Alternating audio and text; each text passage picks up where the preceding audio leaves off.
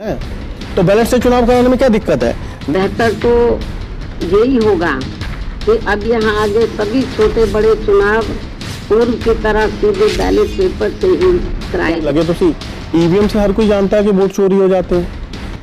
EVM है तो एक सॉफ्टवेयर ही है। ईवीएम नहीं है, उसका नाम एमवीएम है, मतलब मोदी वोटिंग मशीन। उसको मैनेज किया जा सकता है, जिसके हाथ में होगा टेक्नोलॉजी है, टेक्नोलॉजी को आप दोनों तरफ से यूज कर सकते हैं। अब जो तो जैसे वो क्या कहते थे, इन्हीं के पिंजरे का तोता है, जैसे ये चाहेंगे वैसा बोलेगा। मान लो हमारे जैसे किसी बेईमानी आदमी के हाथ में टेक्नोलॉजी आ जाए तो वो तो फिर गलत यूज करेगा ना, तो फिर लोकतंत्र तो कहीं रहेगा नहीं। अभी तो ईमानदार लोगों के हाथ में टेक्नोलॉजी है, इसलिए लोगों को इनके ऊपर ज्यादा भरोसा है। कल मतलब पर्ची निकल रही किसी की और दिख आपको किसी और की रही है, ये प्रॉब्लम भी देखने में आई है। ईवीएम के द्वारा वोट चोरी हो जाते हैं तो ये अपनी मनमानी करेंगे ना। अब तो ये एजेंडा पिछली बार 300 पार था, इस बार वो 500 पार भी ला सकते हैं, 400 पार का वो नारा दे रहे हैं, तो वो तो कुछ भी कर सकते हैं। चुनाव निष्पक्ष होता है तो मैं ये कहता हूं कि 90% जनता विपक्ष के साथ में खड़ी होगी, ये मेरी गारंटी है, मैं गारंटी देता हूं, और हमारे देश की दशा और दिशा दोनों बदल जाएंगी। नहीं बिल्कुल, ईवीएम एक्चुअली जब तक लोकतंत्र का मतलब ये है कि निष्पक्ष चीज हो, मतलब आपको ये लगे तो सी ईवीएम से हर कोई जानता है कि वोट चोरी हो जाते हैं।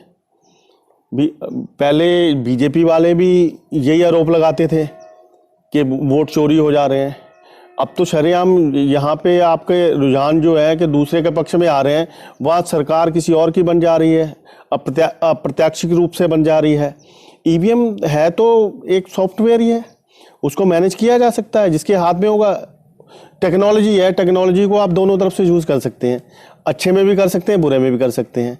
और जिसके हाथ में टेक्नोलॉजी हो, मान लो हमारे जैसे किसी बेईमानी आदमी के हाथ में टेक्नोलॉजी आ जाए तो वो तो फिर गलत यूज़ करेगा ना, तो फिर लोकतंत्र तो कहीं रहेगा नहीं। अभी तो ईमानदार लोगों के हाथ में टेक्नोलॉजी है, इसलिए लोगों को इनके ऊपर ज़्यादा भरोसा है। कल को बाई चांस बेईमान लोगों के हाथ में टेक्नोलॉजी आ गई तो दिक्कत हो जाएगी, इसीलिए इसको बैन होना चाहिए। भी जब ऑल ओवर वर्ल्ड में मैक्सिमम जितने विकसित देश हैं, हर एक जगह बैलेट से चुनाव होता है। अगर बैलेट से चुनाव होता है तो आपको पता तो होता है कि आपने वोट कहाँ डाला है। अब आप वोट डाल देते हो, आपको यही नहीं पता होता कि हमने वोट कहाँ डाला है। वैसे कोई फिजिकली आपको पता ही नहीं है, वो तो मशीन में चला गया, मशीन में वोट आपने यहाँ डाला वहां काउंट हो रहा है या कहीं दूसरी जगह काउंट हो रहा है, उसके और उसकी कमान प्रशासन के पास है, उसकी कमान प्रशासन के पास है। और प्रशासन और जिस हिसाब से आजकल काम हो रहा है आपको पता ही है, तो इस पे ये विश्वसनीय तो नहीं है। अच्छा एक बात बताइए, ईवीएम बहुत महत्वपूर्ण चीज़ है और वो सरकार की निगाह में भी रहती है, और सीआरपीएफ और बड़े बड़े जो जवान हैं सिक्योरिटी उनकी निगाह में रहती है। मगर आपने चुनाव में पिछले मध्य प्रदेश में देखा होगा कि ईवीएम अलग अलग खेतों से बरामद हुई, कहीं कहीं से मिली, तो वो क्या सिस्टम है? भाई साहब ऐसा है कि ईवीएम का जो है कि इसमें प्रोग्राम डाला जाता है। जैसे आपका मोबाइल है, मोबाइल में आप एक अलार्म सेट कर देते हो, अलार्म सेट कर दोगे तो उसका सॉफ्टवेयर अपने आप अपडेट ले लेगा, जैसे आप चाहोगे वैसा अपडेट हो जाएगा।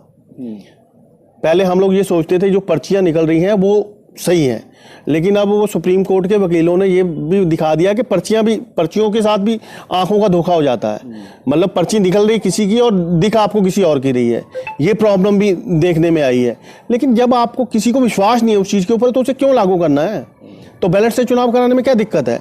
नहीं तो सबसे सरकार के अब समय नहीं है ना, तो समय नहीं है तो एक काम कर सकते हैं आप, जैसे ईवीएम है, ईवीएम से इलेक्शन हो जाए, जो पर्ची बॉक्स में जा रही है वो उसकी बजाय 2 पर्चियां निकलें, एक जो वोटर है उसके पास चली जाए, एक वहाँ पे बॉक्स रख दो, उसके अंदर डाल दे वोटर अपने हाथ से, और उसकी स्याही ऐसी कर दो कि वो ख़त्म ना हो। जैसे कई पर्चियों की स्याही मिट जा रही है, उसकी इंक की क्वालिटी अच्छी कर दो जो कि 5-6 साल तक रहे, और उसकी ईवीएम की भी गिनती हो जाए प्लस वो जो बॉक्स है उसकी भी गिनती हो जाए, और कल को बाई चांस आदमी के पास भी होगा, आदमी को भी ये पता होगा कि मैंने कहाँ वोट डाला है, तो सब चीज़ें उसमें ज़्यादा ये लोग घपला नहीं कर पाएंगे। अब जब पर्ची की भी दिक्कत आ रही है, पर्चियाँ ये गिनना नहीं चाहते, पहली बात तो ये गिनना ही नहीं चाहते हैं। दूसरी बात, अगर भी लोगों को देखिए, ये देश लोगों से चलता है, पैसा लोगों का है, वोट लोगों का है, ठीक है, सब कुछ लोगों का है। ये जो मौज कर रहे हैं लोगों के पैसे पे कर रहे हैं। जब लोगों का सरकार लोगों के लिए होती है लोगों के द्वारा चुनी जाती है, हैं? आवाज़ ठीक आएगी। लोगों के द्वारा चुनी जाती है, लोगों के लिए होती है। जब लोगों का उसमें विश्वास नहीं है, मैं तो ये कह रहा हूं कि अगर किसी एक आदमी को भी विश्वास ना हो, तो वो चीज़ नहीं होनी चाहिए।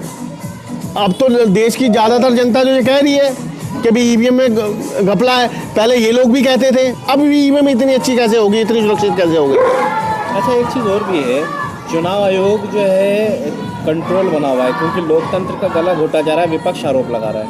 नहीं भाई साहब, चुनाव आयोग कैसे काम करता है आपको पता ही है।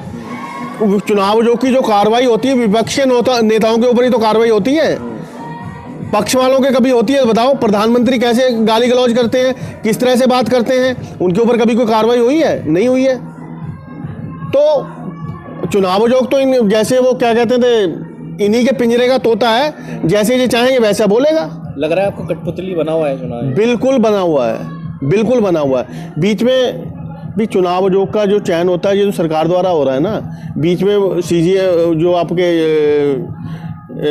मिस्टर चंद्रचूड़ जी हैं, जो भी सीजीएम है, सुप्रीम कोर्ट के जो है चीफ जस्टिस हैं, उनको बीच में रखने के लिए कहा गया था, एक विपक्ष का नेता रखने के लिए कहा गया था, एक प्रधानमंत्री को रखने के लिए कहा गया था। तो पहले जो आडवाणी जी ने सुझाव दिया था, उन्होंने 5 मेंबरी कमेटी बताई थी, भी 2 विपक्ष के रहेंगे, 2 पक्ष के रहेंगे और 1 सुप्रीम कोर्ट का जज रहेगा। तो उसका जो चुनाव होगा निष्पक्ष रूप से होगा। अब तो आप जिसको चाहोगे उसको कर दो, आप किसी को बना दो भी, आप उसी को बनाओगे ना। अब जो मुख्यमंत्री बन रहे हैं, कठपुतली बना रहे हैं ना, रबड़ स्टैंप बना रहे हैं ना, राष्ट्रपति का भी वही हाल कर दिया इन्होंने। अच्छा, विपक्ष कह रहा है कि सीबीआई, ईडी, एनआईए और जितनी जांच एजेंसियां हैं और जो चुनाव आयोग है वो सुप्रीम कोर्ट के दायरे में आना चाहिए, केंद्र सरकार के हाथों में नहीं होना चाहिए। बिल्कुल आना चाहिए। और ये बात तो ठीक है। दूसरा, अदालतों को भी भ्रष्टाचार से मुक्त करना चाहिए, ये भी जरूरी है। भी सरकार के हाथ में, सरकार तो जिसके खिलाफ चाहे उसको कर दे। एक बार बताइए, अभी ये प्रधानमंत्री आरोप लगा रहे थे, 70,000 करोड़ के घोटाले का आरोप लगा रहे थे, वही अजीत पवार इनकी उसमें डिप्टी चीफ मिनिस्टर है, ठीक है। वो जितने इन्होंने बंगाल पे जितने लोगों के ऊपर आरोप लगाए थे वो सब इनकी बीजेपी में है, उसी में मंत्री पद पे है। तो वो कैसे सही हो जाते हैं? उनके ऊपर कोई कार्रवाई क्यों नहीं होती है? उन्हें क्लीन चिट क्यों दे दी जाती है? तो वो तो सबको पता है कि क्या हो रहा है। आखिरी सवाल है मेरा, देश बर्बादी की ओर है, मगर प्रधानमंत्री से लेकर जितने भी नेता हैं, कोई भी इस बात का जिक्र अपनी स्पीचों में नहीं करता। जब वोट मांगते हैं लोगों के सामने तो अपनी स्पीच में ये नहीं कहते कि इस समय देश हालात क्या है, कितना कर्जे में डूबा हुआ है। एक्चुअली देखिए, जब इनको जनता से कोई सरोकार होगा तभी तो जनता के पक्ष की बात करेंगे। जब इनको जनता के वोट चाहिए नहीं, जब इन्होंने वोट चोरी करने हैं, ईवीएम के द्वारा वोट चोरी हो जाते हैं, तो ये अपनी मनमानी करेंगे ना। अगर इनको लोगों की चिंता हो, लोगों के वोटों की चिंता हो, लोगों के पैसों की चिंता हो, है, तभी तो लोगों के पक्ष की बात करेंगे। अब तो ये एजेंडा पिछली बार 300 पार था, इस बार वो 500 पार भी ला सकते हैं, 400 पार का वो नारा दे रहे हैं, तो वो तो कुछ भी कर सकते हैं। जब तक ईवीएम में कुछ भी हो सकता है। अभी छत्तीसगढ़ में क्या हालात थे? एक कॉमन सेंस की बात है कि अगर जनता को सुविधाएं मिल रही हैं, एक आदमी सुविधा दे रहा है आपको, है, और वो उसको आप छोड़ के गर्त में चले जाओगे, एक कॉमन सेंस की बात है। मैं ज्यादा बड़ी बात नहीं कर रहा।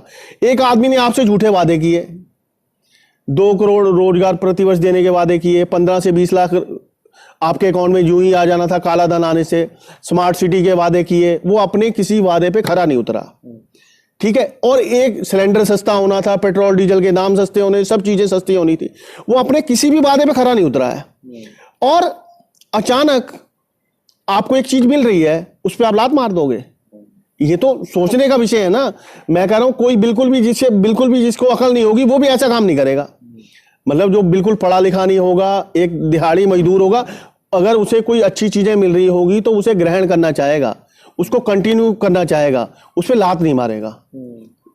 तो मैसेज क्या है आपका इसमें?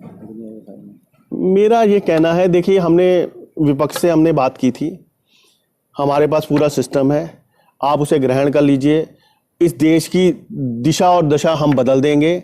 अगर चुनाव निष्पक्ष होता है, जो हमारा सिस्टम है, जैसे 50 करोड़ लोगों को रोजगार देने का सिस्टम है, 3,30,702 लोगों को प्रतिवर्ष रोजगार के अवसर देने का है, और किसानों के लिए 10 करोड़ के के पैकेज का है, 5 लाख करोड़ का गरीब और मजदूर के लिए है, उसके बाद 45 लाख करोड़ अलग से इंफ्रास्ट्रक्चर के लिए है।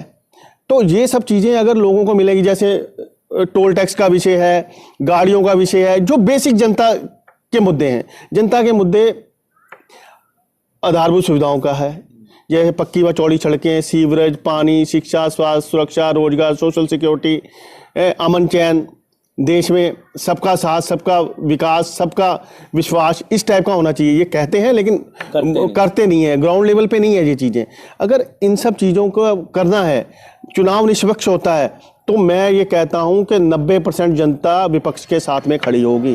ये मेरी गारंटी है, मैं गारंटी देता हूँ।